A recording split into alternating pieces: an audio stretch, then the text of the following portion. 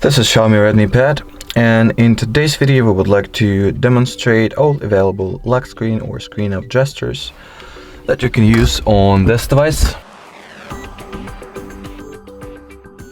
So to begin with, let's open settings. Onwards, I think we have to go to the additional settings, then gesture shortcuts. So here we have basically all the shortcuts that are really available to us, and from all the list, the ones that we can use even once the screen is off are Launch Google Assistant and Launch Camera. So let's turn them on and test them out as well.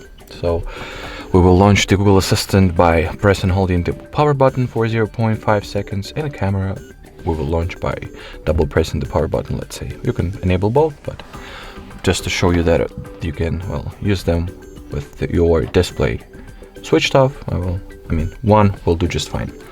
So we'll start off with Google Assistant, so touch and hold 0.5 seconds. Here we have it. Great success. And double press for the camera launch.